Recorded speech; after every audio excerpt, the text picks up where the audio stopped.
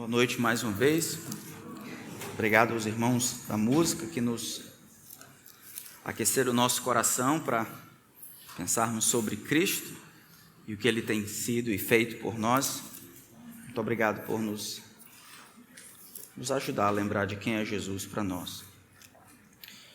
Conta-se a história que um estudante de medicina de uma faculdade muito famosa ficou chateado ao saber que, como cadeira obrigatória, ele precisava fazer dentro do curso de medicina matéria de cálculo 1 e cálculo 2, e assim cálculo estrutural.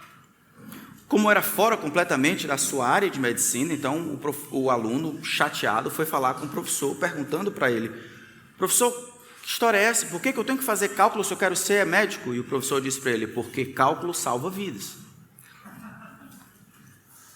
O aluno, sem entender muito bem o que o professor queria dizer, chateado, levantando a voz com um tom de desrespeito, perguntou ao professor: como assim? Isso é um ultraje, isso é um desrespeito, um absurdo. Como cálculo pode salvar vidas? O professor de medicina riu no canto da boca e disse para ele: olha, cálculo salva vidas porque ele impede que pessoas preguiçosas e descomprometidas se tornem médicos. De certa forma, o texto que nós vamos estudar nessa noite fala sobre isso. Enquanto nós acompanhamos Jesus tentando definir o que é um discípulo ou o que é discipulado, nós vamos encontrar, depois que Jesus parte para a sua jornada a Jerusalém para sofrer a sua paixão, o seu sacrifício, ele vai ter um encontro com algumas pessoas, e enquanto essas pessoas estão lá, Jesus vai dizer que tipo de pessoa ele não pode receber como discípulo. As pessoas às vezes esquecem de que, por causa do convite aberto para que todas as pessoas se tornem discípulos de Jesus, e assim qualquer pessoa é aceita por Jesus, as pessoas acham que Jesus aceita qualquer coisa. O texto que nós vamos estudar nessa noite está em Lucas capítulo 9. E enquanto nós lemos esse texto, Jesus vai ensinar que, embora qualquer pessoa pode ser discípulo de Jesus, que ele aceite qualquer um, ele não aceita qualquer coisa. O discipulado, ou tornar-se discípulo de Jesus, ou seguir Jesus, demanda um compromisso absoluto que ultrapassa todo e qualquer relacionamento que se possa ter nessa vida. Ele vai acima e além dos compromissos que se tem, por exemplo, em família. Ele vai além dos compromissos e sonhos e projetos que nós temos aqui. Ele vai além das expectativas irreais que os homens possam oferecer em troca de Jesus. Então, Lucas capítulo 9, a partir do versículo 57, diz assim a palavra do Senhor: enquanto seguiam pelo caminho, alguém disse a Jesus: vou segui-lo para onde quer que o Senhor for. Mas Jesus lhe respondeu: as raposas têm as suas tocas, e as aves do céu têm os seus ninhos, mas o Filho do Homem não tem onde reclinar a cabeça. A outro Jesus disse: siga-me. Mas ele respondeu: Senhor, deixa-me ir primeiro sepultar o meu pai. Mas Jesus insistiu: deixe que os mortos sepultem os seus mortos. Você, porém, vá e anuncie o reino de Deus. Outro lhe disse: Senhor, quero segui-lo, mas permita antes disso eu me despeça das pessoas da minha casa. Mas Jesus lhe respondeu: ninguém que põe a mão no arado e olha para trás é apto para o reino de Deus. Vamos orar?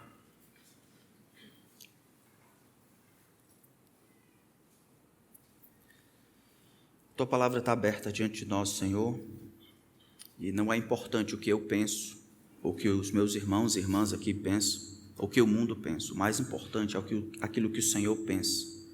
Aquilo que o Senhor pensa sobre nós, aquilo que o Senhor pensa sobre vida, sobre projetos. Eu peço que a Tua palavra seja a regra e a régua sob a qual o nosso pensamento caminha, que o Senhor não nos permita fugir do que ela tem a dizer. Que tudo que é humano seja esquecido e substituído por qualquer outra coisa melhor. O Senhor crave em nossos corações aquilo que a Tua palavra tem a dizer. Mostra-nos quem nós somos e nos dá coragem para nos olharmos da maneira como o Senhor nos vê e tomarmos as medidas corretas. Mostra-nos, Senhor, que tipo de discípulo nós somos e o que nós temos esperado encontrar em Ti. Que ao final desse tempo só o Senhor receba a glória que merece. Em nome de Cristo. Amém. A noiva de Cristo, a igreja do Senhor, tem enfrentado tempos difíceis. Ser cristão hoje em dia não é para amadores. A igreja tem recebido trabalhos e perseguições de maneira velada ou exposta em vários cantos ao redor do mundo, e aí de maneira singela e algumas vezes até meio que escondida nos arredores do nosso Brasil. Fora as lutas que acontecem de fora para dentro, nós temos enfrentado lutas intestinais, como se diz. A própria igreja, a noiva de Cristo, de dentro dela, faz com que dá o microfone para pessoas que estão proclamando outras verdades. De dentro para fora, as igrejas têm se corrompido porque a palavra de Deus não tem sido explicada e proclamada como ela deve ser feita. Sem a pregação do Evangelho, os homens se tornam acostumados com uma parte da verdade, mas não conseguem abraçá-la porque não a conhecem. Nem se dobram a ela porque eles não sabem distinguir quando a escutam. Sem a pregação das Escrituras modelada pela vida comunitária, os homens acabam achando que Jesus é um negócio de final de semana que eles chamam de igreja, mas que não se importa com as conversas que se tem ao redor da mesa com os amigos. Sem a pregação do Evangelho, os homens são igrejados, mas não convertidos, pecadores melhores, mas não pecadores perdidos, frequentadores de reuniões, mas não discípulos de Jesus, membros da igreja, mas não são cidadãos do reino de Deus. Sem a pregação clara, a explicação clara do Evangelho de Jesus Cristo, os homens têm a tendência de pensarem demais ou de menos a respeito de si mesmos e se perdem. Hoje em dia, assim como naquela época, está na moda ser cristão ou ser evangélico. Em Lucas capítulo 5, nós vemos Jesus angariando os seus primeiros discípulos. É ele, Jesus, que vai ao encontro de Simão, de Tiago, de André e de João e chama-os para seguirem a ele. Um pouco mais na frente, a gente vê Jesus chamando Levi, um Mateus que vai escrever o Evangelho. A gente vê lá que somente pecadores arrependidos, perdidos, podem se tornar discípulos de Jesus. É ele, Jesus, que toma a iniciativa para ir ao encontro deles. Agora, em Lucas capítulo 9, nós vemos Jesus, depois de 2 anos de ministério, Jesus está bombando. As pessoas estão atrás de Jesus, todos já sabem da fama de Jesus. Ele é um curandeiro, ele é o rei de Israel. Talvez ele é o profeta que deveria vir ao mundo, talvez ele seja Elias que voltou. Todos sabem que ele é alguém que cura, alguém que tem um ensino de verdade, um homem fiel àquilo que pensa, com certeza um enviado de Deus. Tornar-se discípulo de Jesus é uma coisa que está bombando. E aí, pela primeira vez no Evangelho de Lucas, nós vemos alguém voluntariamente se apresentando. Enquanto Jesus determina que anda para Jerusalém, o texto que nós vimos, um poucos versículos antes, no versículo 51, diz que, a completarem os dias de que seria levado a céu, Jesus manifestou no seu semblante a firme resolução de ir para Jerusalém. O momento é chegado. Jesus veio para dar sua vida pelo pecador. Agora ele caminha para Jerusalém depois de alguns anos de ministério. A fama de Jesus corre solta, mas nenhum profeta deve ser morto fora de Jerusalém. A Páscoa se aproxima e Jesus vai nessa direção. Então, enquanto ele caminha de onde ele está na Galileia, desce, passa pela Samaria, as pessoas não querem saber de Jesus lá em Samaria, porque ele tem no semblante a firme resolução de ir para Jerusalém. Alguma pessoa, um homem se aproxima, no versículo 57. Enquanto eles estão caminhando, ele faz uma pergunta que talvez todo rabi gostaria de ouvir, todo mestre de Israel gostaria de ouvir. Ele diz: vou segui-lo por onde quer que o Senhor for. Diferente do que aconteceu nos outros chamados encontros de Jesus com os outros discípulos, aqui Lucas narra que é um homem que se aproxima de Jesus, se apresentando, se voluntariando, se candidatando a ser um discípulo de Jesus. Esse era o comum naquela época. O comum daquela época era os rabis, os mestres, estavam ensinando, e as pessoas, ao se identificarem com o ensino daquele rabi, se voluntariarem, dizerem: olha, eu quero seguir isso, o Senhor me aceita como um dos seus discípulos, eu tenho a possibilidade, a permissão de me identificar como um discípulo seu. Jesus nunca fez isso, pelo menos aqui a gente não vê em Lucas. Antes disso, Jesus é que vai atrás dos pecadores, encontra e escolhe as pessoas a dedo e os chama a si. Jesus aqui, enquanto caminha para Jerusalém, talvez uns 9 meses antes, ou pouco antes até de sua paixão, ele vai ter esse encontro com esse homem que diz para ele: eu seguirei você para onde quer que o Senhor for. O que esse homem está dizendo? Esse homem não está dizendo: Senhor, eu posso ser teu discípulo? Ora, naquela época ele não precisava de uma conversa formal com Jesus para se tornar discípulo de Jesus. Nessa época aqui, como a gente vai ver mais na frente, no capítulo 10, Jesus tem 70 discípulos que ele vai enviar de 2 a 2 para pregar. Então tem mais discípulos do que os 12. Então ele não está pedindo permissão para ouvir de Jesus, ele não está pedindo permissão para ser um curioso que se relaciona com Jesus. O pedido dele é um pouco mais além. Ele está pedindo para que Jesus o aceite como um discípulo permanente, alguém que possa representar Jesus, alguém que seja ligado com Jesus a tal ponto que pertença àquele ciclo menor. E ele até diz: permite-me ser discípulo, eu seguirei ao Senhor para onde o Senhor for. O Senhor terá de mim uma dedicação exclusiva, o Senhor terá de mim qualquer coisa, eu vou seguir ao Senhor, custe o que custar. Estou contigo e não abro nem com a moléstia. É isso que ele quer dizer. Diante dessa declaração, uma declaração voluntária, uma declaração de absoluta exclusividade, absoluta dedicação a Jesus, diante de uma declaração tão aberta, clara, de exclusividade dada a Jesus, a resposta que nós encontramos da parte de Jesus é no mínimo estranha. Jesus, para esse primeiro homem, responde de uma maneira diferente. Mas, versículo 28, começa com um contraste. É como se, apesar daquilo que o homem está dizendo, Deus percebe que por trás, não nas entrelinhas, mas entre as veias do seu coração, por trás das motivações, existe uma disparidade entre aquilo que ele fala e aquilo que ele realmente deseja. A exclusividade parece que não é para não é para Jesus simplesmente, mas para aquilo que ele conseguir por Jesus, por meio de Jesus. Parece que Jesus consegue ver que esse homem vê em Jesus não o fim, mas o meio. Não aquilo, não o lugar onde eu encontro repouso, mas uma ponte, uma maneira pela qual eu posso encontrar as coisas que o meu coração sempre desejou. Mas Jesus responde: as raposas têm os seus covis, ou as suas tocas, as aves do céu têm os seus ninhos, mas o Filho do Homem não tem onde reclinar a cabeça. Em outras palavras, Jesus está dizendo: olha, eu não tenho um lugar que eu posso chamar de meu, eu não tenho um lugar onde deitar e descansar para dormir, eu não tenho um lugar onde eu possa dormir de maneira sossegada, eu não tenho um lugar que seja meu, a minha casa, eu não tenho uma morada permanente. Quando a gente olha o que está acontecendo, parece que Lucas está falando não somente de não ter um lugar, mas de depender da hospitalidade de outras pessoas por causa do ministério que ele estava fazendo e de ser constantemente rejeitado e posto embora.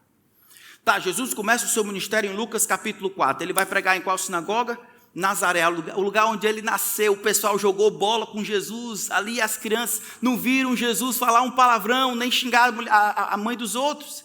Eles viram Deus vivendo entre eles, e quando Jesus diz: hoje se cumpriu a escritura que vocês acabam de ouvir, eles querem colocar Jesus, derrubá-lo de um precipício. Jesus é rejeitado pelos seus, então ele vai estabelecer um ministério em Cafarnaum. Mas em Cafarnaum, enquanto Jesus ensina os seus discípulos, ele começa um confronto com os fariseus. Por que os seus discípulos comem em dia de sábado. Por que você está fazendo isso aqui em dia de sábado? Por que ele jejua? Por que ele come com os pecadores? E por que isso? E por que aquilo? Jesus foge. Jesus, então, agora da Galiléia, lá em Cafarnaum, ele desce por Samaria. Em Samaria, os homens não querem receber Jesus, porque ele tinha na sua face como que um destino para Jerusalém, e os samaritanos odiavam os judeus.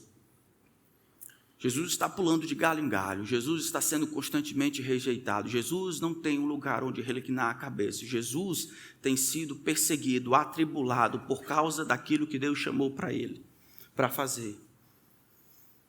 E os discípulos precisam compreender onde é que eles estão entrando. A primeira luta que Jesus vai ter aqui é explicar a esse homem que expectativas irreais. Homens com expectativas irreais não podem ser discípulos de Jesus. Embora Jesus aceite qualquer um, ele não aceite qualquer coisa. E uma das coisas que ele não aceita é as pessoas chegarem a ele com expectativas irreais. Como assim? Por aquilo que Jesus diz para esse homem, parece que esse homem estava tentando encontrar em Jesus conforto e tranquilidade. Aquilo exatamente que Jesus não tinha no exato momento. Ele estava indo para Jesus para receber coisas, para ganhar coisas. Olha, se ele podia se identificar com Jesus, esse grande rabi, esse mestre que curava as pessoas, com certeza ia ter talvez um trocado aqui para mim, alguma coisa que eu poderia ganhar e me relacionar e me identificar com Jesus. Eu quero esse Jesus aí que oferece, que dá, que troca, que divide, que é uma pessoa famosa, me identificando com ele eu terei grandes coisas.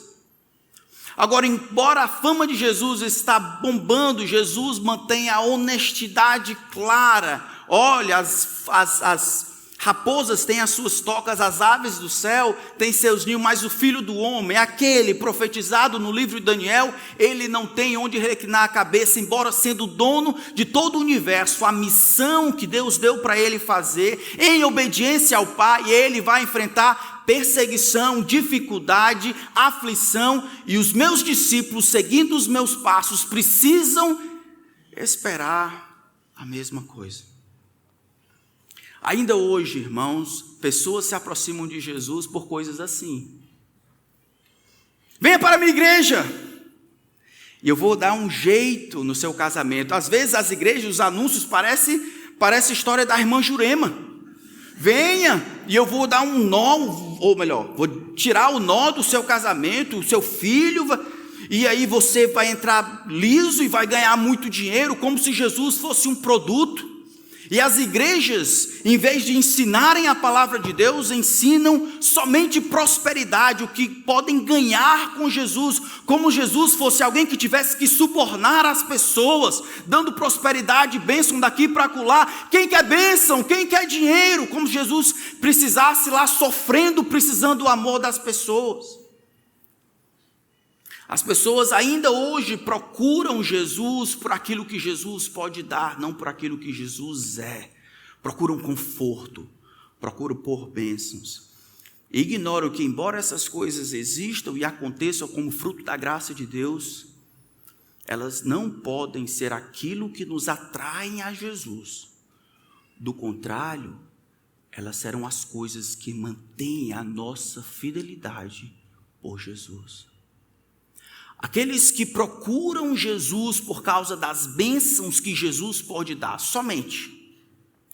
Na ausência dessas bênçãos, eles largarão Jesus, porque eram as bênçãos as únicas coisas que os atraíram a Jesus, e agora são elas que os mantêm.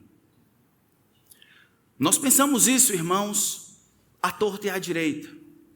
Nós somos seres individualistas, egocêntricos, egoístas. O nome dessas coisas é pecado. Eu e você somos pecadores, é o que Deus diz. Por natureza, nós queremos destronar Deus de onde Ele está, de ser o centro das atenções, e queremos colocar o melhor candidato que nós conhecemos. Quem? Euzinho. Euzinho sou o melhor candidato para ser servido e amado. E nós vemos essa atitude aqui, naquela época, e vemos a atitude ainda hoje. E quando nós mantemos essa atitude de receber mais do que dar, nós transferimos isso para todos os relacionamentos. Nós olhamos para as pessoas e pensamos: o que é que ela pode me oferecer? O que é que ela pode me dar? O que é que ela pode contribuir? O que é que ela pode me ajudar? E se não é assim, eu não quero. Eu vou pensar naqueles que podem me dar alguma coisa. Pensamos isso em todos os relacionamentos. Pense naquelas pessoas que estão na idade de procurar um marido ou procurar uma esposa. O que é que elas procuram? Alguém que me satisfaça, alguém que seja do jeito que eu quero, do jeito que eu pensei, alguém que... Não é à toa que depois, quando se casam dessa maneira, depois de 40 anos casados, dizem: agora eu tenho que separar. Por quê? Porque não tem compatibilidade. Você passou 40 anos, não tem... Não, eu vou procurar alguém que me complete, alguém que me faça feliz, alguém que me satisfaça. Quando nós pensamos dessa maneira, como mantemos essas expectativas com Deus, nós vamos transferir essas mesmas expectativas para com os outros relacionamentos. É assim com os filhos, é assim na igreja, é assim em todo canto. As pessoas não vão para a igreja para dar, para servir aos outros, para encorajar os outros. Eu vou para a igreja para ser servido. Então eu quero que tenha uma boa palavra, quero que tenha um ar-condicionado, esteja tranquilo, os bancos têm que ser mais ou menos confortáveis, tem que ser um negócio direitinho, a sala tem que ser legal, tem que ser assim e tal. Eu sou um cliente, eu chego, sou servido e aí vou embora. Ninguém pensa no culto como sendo um momento em que eu dedico para abençoar os outros. Mas era exatamente o que Jesus pensou. Filipenses capítulo 2 diz: cada um não considere a si mesmo, mas coloque o outro, considere o que é melhor para o outro. Hebreus capítulo 11, não deixe de congregar como é costume de alguns, faça a admoestação, tanto mais quando vocês veem que o dia se aproxima. Não deixamos de congregar como é costume de alguns. Isso é, você vai para lá para encorajar os outros. Não para ser servido simplesmente, mas para servir. O que é isso? São expectativas irreais do coração pecaminoso transportados para a religião. E as pessoas então, elas querem ser servidos e querem as coisas que Jesus pode dar, mas elas não querem de fato Jesus. Quando não entendemos, meus irmãos, essa realidade, a realidade que Jesus por si mesmo deve bastar, você vai procurar Jesus em todo lugar, porque você quer encontrar Jesus nas coisas que você considera boa. E Jesus simplesmente não está lá. E aí transferimos isso para os outros lugares, para os outros relacionamentos, para tudo que é canto. Em Mateus capítulo 8, que narra esse relato, não com 3 pessoas, mas com 2 pessoas, diz que essa primeira pessoa que conversa com Jesus: mestre, eu te seguirei aonde o Senhor for. Mateus capítulo 8, versículo 18, diz que 19, diz que era um escriba. Aqui Lucas não está muito preocupado com quem disse. Lucas quer nos ajudar a entender que é para qualquer pessoa. É para qualquer um, não importa a fonte, é para nós olharmos para nós mesmos e vermos, por que eu estou atrás de Jesus? O que eu espero encontrar em Jesus? O que é que eu espero receber de Jesus? O que me atrai em Jesus? Porque o meu anseio por ter Jesus é Jesus mesmo que eu quero? Ou eu quero uma cura, ou quero prosperidade, ou quero uma bênção, ou quero ser servido, ou quero isso, ou quero aquilo, ou Jesus basta? Jesus não está aqui desencorajando as pessoas, meus irmãos, e eu não quero desencorajar você. Jesus não está vendo alguém querendo: o Senhor, eu quero te seguir. Que conversa, sai daqui, seu interesseiro. Jesus está sendo Jesus, o homem mais honesto e gracioso que jamais existiu. Ele quer ter certeza que esse homem aqui sabe aonde está se metendo. Porque uma das maiores desgraças do nosso Brasil cristão evangélico são pessoas que pegam Jesus, colocam no bolso e usam Jesus para se dizerem crentes e amaciar a consciência, mas não são discípulos de Jesus, são religiosos. Só que não são religiosos católicos, são religiosos evangélicos. Não querem Jesus, querem as bênçãos. Como é que eu sei disso? Eu sei disso porque quando as bênçãos faltam, Eles não querem Jesus. Eles fazem biquinho. Foi o que aconteceu, não deixei de ser crente, foi o que houve, rapaz, Jesus me tirou isso, me tirou aquilo, não me deu isso, não me deu aquilo, resolveu tirar aquele negócio de mim. E essas coisas, essas bênçãos eram as únicas coisas que atraíam as pessoas a Jesus, e agora são as únicas coisas que mantinham as pessoas perto de Jesus. Removeu essas coisas, e os homens vão procurar isso à torta e à direita. O texto diz: o homem pensou que seria bom ser associado a Jesus, que era tão popular nesse momento. O exemplo que Jesus dá aqui da falta de moradia era apenas uma ilustração da necessidade dos seguidores de Jesus de focarem naquilo que é eterno, mais do que naquilo que é transitório, de terem propósitos e tesouros celestiais em vez de uma vida com propósitos e riquezas temporais e terrenas. Este homem não percebeu que a vida de privação que o discipulado com Jesus envolveria demonstraria que ele estava satisfeito mais com Jesus do que com aquilo que Jesus poderia dar. Jesus não termina aqui dizendo se ele aceita ou não essa pessoa como discípulo. Ele simplesmente deixa claro que alguém que tem essa expectativa irreal não pode ser discípulo de Jesus. O Senhor aceita qualquer um como seu discípulo, desde que seja um pecador, mas Ele não aceita qualquer coisa. Eu preciso perguntar, meus irmãos, o que é que você antecipa em seguir Jesus? O que é que você espera receber? O que Ele prometeu para você, que você está atrás? O que você espera receber de Jesus?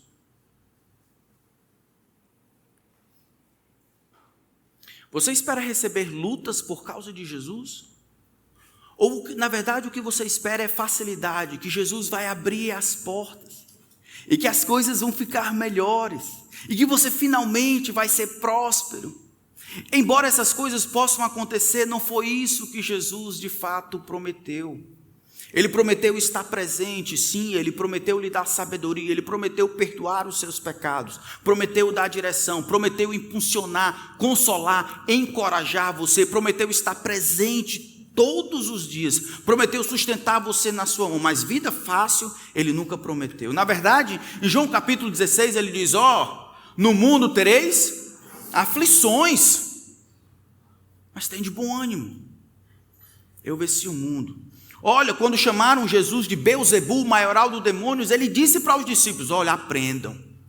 Se fizeram isso comigo, o que é que vão dizer de vocês? Se chamaram Beelzebul, mestre de vocês, o que é que vão dizer de vocês? E agora tanto mimimi dentro até das igrejas. Porque ele me rejeitou só porque eu sou crente. Ele me desprezou porque eu sou crente. Me fala isso ou fala aquilo. Ser discípulo de Jesus significa abraçar o caminho da cruz, que tantas vezes envolvem aflições e privações que você não teria caso não tivesse Jesus. Você poderia, como esse homem, ter um conforto, ter uma casa, ter um lugar, mas seguindo Jesus com esse ministério itinerante, como Simão, que teve que largar o trabalho, Tiago e André, que teve que largar a profissão, Levi, que teve que largar onde estava, o seu trabalho, o seu status, o seu dinheiro, o seu conforto para seguir Jesus, vai cobrar algo de você, e Jesus quer que isso fique claro. Pensa nos solteiros e nas solteiras, servos de Deus, e o mundo olha e vê esses solteiros e solteiras passando da idade de casar, e embora fique desesperado e aceite qualquer um e qualquer uma, eles se mantêm puros, castos, servindo a Deus, lutando para serem completos e satisfeitos em Cristo. Pense o mundo olhando para esses e colocando o dedão: tem alguma coisa errada com essa pessoa, é por isso que ela é solteira, tem alguma coisa errada com aquele camarada ali, ele é meio esquisito, é por isso que ele é solteiro, tem que fazer uma concessão. Como é que... Não, esse negócio de casar só com crente. Não, rapaz, tu tem que fazer uma abertura aí, rapaz, 7-1. Tu tem que fazer concessão aqui, só é uma coisa de matemática. Aceita. Sem Cristo, essa vida dessa solteira ou desse solteiro seria simples. Seria cair, comamos e bebamos, porque amanhã morreremos. Pense na luta que uma esposa serva de Deus tem para manter o casamento e honrar e respeitar o seu marido que não tem condições de liderá-la. Pense na luta que o filho que não tem pais crentes, de não ter essa liderança espiritual que diga o que a verdade de Deus diz, para que o filho aprenda, tendo que se submeter diante de Deus. Pense nessas lutas que são atreladas ao fato de você ser discípulo de Jesus. Não ignore essas coisas, não lute para que elas não aconteçam, é nelas que Jesus cumpre o que prometeu. As aves do céu têm seus lugares, mas vocês, eu não tenho onde reclinar a cabeça, e você precisa esperar a mesma coisa. Eu penso, durante esse tempo de Covid, quando nós do Conselho Pastoral decidimos manter a igreja aberta, quando muitas igrejas estavam fechadas, correndo o risco de ser preso e ser multado. E eu lembro que, embora o Conselho estivesse tranquilo quanto a isso, eu lembro que houveram guerras intestinais, isso é, pessoas de dentro do cristianismo, tratando essas questões com grande dificuldade, raiva, ira, coisa que é própria daqueles que não conhecem Jesus Cristo. Catalogando homens que querem pastorear suas igrejas naquela comunidade, tentando ajudar da melhor maneira possível, catalogando esses homens de assassinos, irresponsáveis, ausentes de amor e todas essas outras coisas. Jesus prometeu, ilustrando com a própria vida, sem lugar próprio, cheio de privações e aflições, que os discípulos de Jesus precisariam esperar a mesma coisa. Irmãos, nós não estamos dizendo que nós não possamos ter casa. Eu tenho uma, e é provável que a maioria de nós tenha também. Jesus não está dizendo. Mas que para ter casa, não é com o objetivo de ter casa que nós procuramos por Jesus. Jesus não está implicando que todos os seus discípulos não devem ter casa. Simão Pedro tinha uma casa, que eles voltavam vez por outra, a gente vai ver no livro de Atos. O que Jesus está dizendo é que aqueles que são curiosos e procuram encontrar não Jesus, mas o que Jesus pode dar, é o grande problema. É trocar a fonte das bênçãos pelas próprias bênçãos, é ser atraído pela bênção e a prosperidade, e assim tornar a bênção aquilo que nos mantém fiéis a Cristo. Eu lembro de um homem que era cristão e encontrou um homem dormindo na rua, um morador de rua, com muita dificuldade. Aquele homem compadecido ajudou aquele morador de rua, deu para ele um trabalho, roupas novas, e o homem foi se renovando. Aquele morador de rua agora era um trabalhador responsável e passou por pelo menos uns 6 meses batendo ponto e trabalhando tudo direitinho. Aquele patrão iniciou um hábito de comprar um chocolate bis e colocar na mesa do funcionário. Todos os dias ele passava e pegava o chocolate bis e colocava lá na mesa do funcionário. Depois de um tempo, o funcionário, olhava para aquele chocolate bis e começou a ter uma certa gana e desejo de olhar aquele e ansiar pelo próximo dia, não pelo trabalho, não por poder servir ao patrão, não por poder, de alguma forma, demonstrar gratidão, trabalhando duro para o benefício do patrão, mas para saborear aquele bis. Nas noites era isso que ele sonhava, com chocolate bis. Um certo dia ele chegou no trabalho e o patrão esqueceu, ou melhor, o patrão decidiu não dar o chocolate bis. No final do dia, o homem estava no RH pedindo demissão. Meus irmãos, aqueles que se agregam a Jesus por causa das bênçãos, na ausência das bênçãos, vão decidir largar Jesus.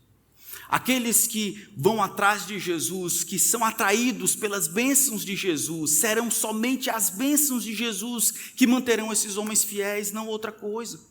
Eles esquecem de todas as coisas que nós temos em Cristo, todas as coisas que nos têm sido doadas em Cristo para a vida e a piedade, seu sacrifício por nós, seu sangue derramado gratuitamente, o perdão dos pecados, a ira de Deus sendo apaziguado, o rolo compressor da ira justa de Deus sendo derramado sobre o seu próprio Filho em nosso lugar para o nosso perdão. Mas tudo isso agora é esquecido. Eu quero é ficar bom do meu câncer, eu quero o meu casamento de volta, eu quero que a minha avó viva para sempre, eu quero que o meu filho pare de usar droga. E se Deus não faz isso aqui e agora, se Deus não me dá as bênçãos, Ele não é suficiente que me pague para receber o seu amor. Isso começou numa percepção errada de quem é Jesus. Discípulos como esse aqui: mestre, te seguirei aonde o Senhor quer que eu vá. Mestre, eu te seguirei, custe o que custar. O custo será as privações, não de Jesus, mas das coisas. Se nós voltarmos um pouco em Lucas capítulo 8, por favor, abram aí, em Lucas capítulo 8.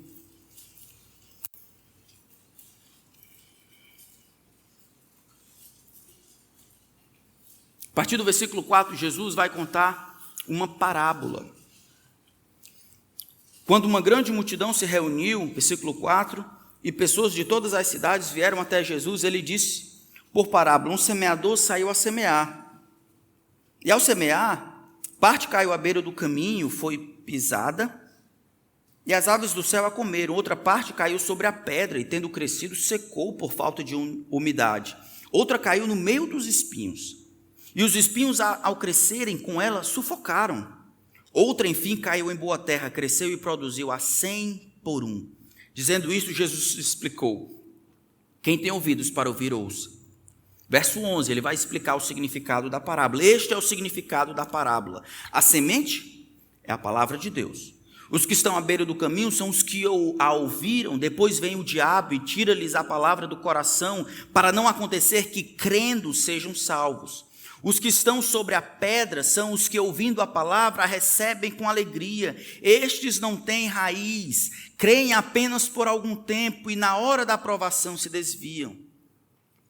A parte que caiu entre espinhos, estes são os que ouviram e no decorrer dos dias foram sufocados com as preocupações, as riquezas e os prazeres desta vida. Os seus frutos não chegam a amadurecer. A parte que caiu na terra boa, estes são os que, ouvindo de bom e reto coração, retêm a palavra, estes frutificam com perseverança. O que o texto nos ensina? Uma mensagem, 4 corações. Aqueles que caem no caminho, o diabo vem trabalhando para arrancar a palavra do coração, para que ela não desça de fato e frutifique. Depois tem aqueles que ouvem a palavra, aqueles que caem sobre a rocha, mas não têm raiz em si mesmo, falta a umidade, não consegue crescer. Ouve a palavra, mas vem as provações, eles simplesmente dão de conta, dão de mão. Versículo 14 me chama a atenção. A parte que caiu entre os espinhos, estes são os que ouviram no decorrer dos dias, foram sufocados com o quê? Preocupações, as riquezas e os prazeres da vida, e os seus frutos não chegam a amadurecer. Quem deu riqueza a esse homem?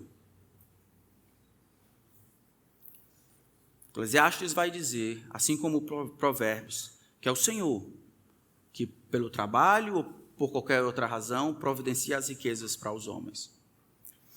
Esses prazeres dessa vida aqui não são necessariamente coisas más. Os prazeres da vida são aqueles descritos em Eclesiastes capítulo 3. São coisas como praia, como família, como trabalho, que podem ser pervertidas, exageradas, e assim serem transformadas em algo ruim, mas iniciam algo muito bom. Os prazeres, as coisas da vida comum, da ordem comum das coisas. Família, trabalho, intimidade, essas coisas que Deus nos deu para o nosso aprazimento no lugar e na hora certa.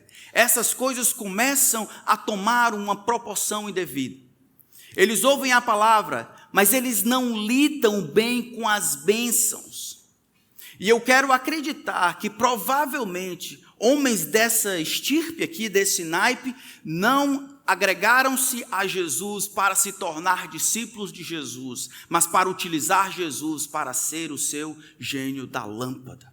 Eles estavam atrás de Jesus para receber determinadas coisas, e agora eles, na busca por terem mais coisas, essas coisas que iniciaram como coisas boas, bênçãos, começaram a receber uma atenção indevida, e assim se tornaram distrações, sufocam, e a semente, o fruto não amadurece.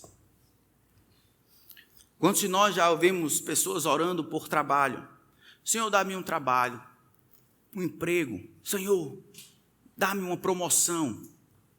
E os homens recebem uma promoção e um trabalho. Para quê? Para nunca mais darem as caras, ignorarem a família. Viveram por muito tempo à base da ajuda e do donativo dos outros, mas agora, quando recebem, quando têm, não conseguem partilhar, dividir com aqueles que mais precisam. Quantos já vimos pessoas que oraram pedindo a Deus que mandasse filhos, e quando o filho vem, o filho se torna o rei da casa. Eles não podem mais sair porque alguém disse que o menino tem que dormir entre 10 e 15 horas. E aí não importa, eles podem fazer outras coisas, mas se o menino está na hora de dormir, ou está na hora de acordar, ou está na hora de mamar, ou está na hora de comer, ou está na hora de sorrir, ou está na hora de banhar, o menino é o centro ao redor do qual tudo orbita. A rotina da casa, o trabalho dos pais, o culto à igreja, o culto doméstico, a leitura da Bíblia, o que gasta os recursos, o menino se torna o coração. O que foi isso? É quando as bênçãos, elas carregam consigo essa dificuldade, essa tentação de se tornarem ídolos. Meus irmãos, a única maneira de proteger as bênçãos de se tornarem ídolos é permitindo e trabalhando para que as bênçãos se transformem em frutos. A única maneira de você proteger as bênçãos que Deus tem lhe dado de se tornarem ídolos e sufocarem você é você trabalhando para tornar essas bênçãos em frutos. Transformar essas bênçãos em frutos. Então, se Deus lhe deu filhos, pegue esse menino, junte aqui, o plano é de Deus e corra para ele, agregue o menino.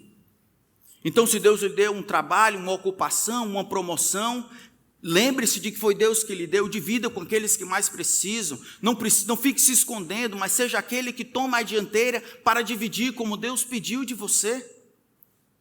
Se é um relacionamento que você estava pedindo alguém para você dividir a vida, para casar, se era isso que você estava pedindo, Deus lhe deu, não caia na imoralidade, não se feche nesse relacionamento, não encontre, procure nesse relacionamento aquilo que somente Deus pode dar. As bênçãos nos foram dadas para o desfrute, para engrandecer ao Senhor, não para roubar e para se tornarem competidores. A única maneira de não sucumbir é transformar e continuar transformando as bênçãos em frutos. Esse movimento fará com que você mantenha as expectativas no lugar e não permita que nada tome o lugar de Cristo. Eu fui visitar uma família durante esse tempo de Covid. Enquanto eu conversava com essa família, eu queria ter certeza de que eles estavam prontos para morrer. Então passamos pelo Evangelho explicando, olha, algumas pessoas têm morrido por causa disso, se Deus chamar a sua senha, você vai ter que atender, não pode transferir a senha para outra pessoa. Eu quero saber se você está pronto para encontrar com o seu Senhor. E a resposta que eu ouvi do marido, você sabe de quem eu estou falando, a resposta que eu ouvi do marido foi assim: pastor, é o seguinte, eu tenho recebido, eu acho que a gente tem recebido demais na salvação. A gente já recebeu demais na salvação, recebeu tudo. Então, o que vem depois é nada. O que eu recebi, o que a gente recebeu em Jesus, a salvação, é demais. As outras coisas são de menos. E eu fui para encorajar aquela família, saí de lá grandemente encorajado. A saúde não havia se tornado um ídolo. Era um homem e uma mulher que amavam Jesus por causa daquilo que Jesus era e não por causa da saúde que Jesus dava. Por que eu sei disso? Porque na ausência da saúde, Jesus ainda era suficiente. Eu não quero que a saúde seja um problema para você, irmãos. Que o Senhor nos abençoe com saúde, mas na ausência dela você fica com Jesus. Eu não quero que dinheiro seja um problema para você. Não quero que você seja desonesto nos seus negócios porque tem que manter. Não quero que você se preocupe muito mais em ficar rico do que em dividir e ajudar. Não quero que você tente preservar a sua vida porque você está satisfeito não com o dinheiro que você faz. Você está satisfeito com Jesus. É o que Jesus é para você, mais do que o que Jesus dá para você. Eu não quero que você fique infeliz e insatisfeito e saia aí louco ou louca porque Deus não trouxe um marido ou uma esposa para você. De maneira que você vá fazer concessões, que nós possamos encontrar satisfação em Cristo. E não procurar em qualquer relacionamento aquele que somente Cristo pode nos dar. Aqueles que querem seguir a Cristo, aonde quer que Jesus envie, terão que compartilhar de alguma forma as privações e as dificuldades que Jesus enfrentou. Deus sabe o que mantém você nessa igreja e sabe o que mantém você com Cristo. Se a única parte cristã da sua vida é que você vem para a igreja aos domingos, mas se você não está nutrindo o seu relacionamento com Cristo, tão envolvido com as bênçãos e os brinquedos que Ele deu para você, na ausência dessas coisas, e tantas vezes o Senhor retira isso de nós, você vai sucumbir, vai sufocar e você vai se afastar do Senhor. Eu quero encorajar você a ser honesto. Jesus está sendo honesto com você. Quer me seguir? As aves do céu têm seus ninhos, as raposas têm seus covis, o Filho do Homem não tem onde reclinar a cabeça. O Filho do Homem tem sido perseguido e passado por privações, o Filho do Homem tem enfrentado dificuldades. Quer me seguir? Então tome a sua cruz e venha após mim. Quer me seguir? Os confortos não são prometidos, embora sendo dados algumas vezes, mas não são prometidos. Jesus é honesto com você. Pare de mentir para você e para os outros. Assuma. Deus conhece o teu coração. Os ídolos que você tem, seus filhos, seu dinheiro, seu trabalho, seu plano, sua família, sua esposa, quebre essas coisas. Não permita que essas bênçãos, grandes bênçãos, se tornem competidores. Que Jesus seja suficiente para mim e para você. Que na ausência de qualquer coisa, Jesus ainda seja o nosso maior tesouro. Que tirem as coisas, dê-me Cristo. Pode ficar com o mundo, eu quero Cristo. Tirem todas as coisas.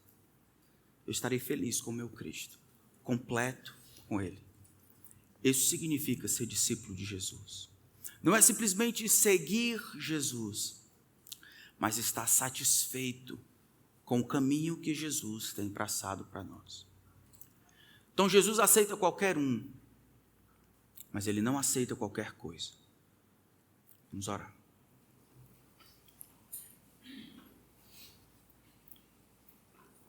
Pai, tem misericórdia de nós. O Senhor sabe o meu coração, o Senhor vê.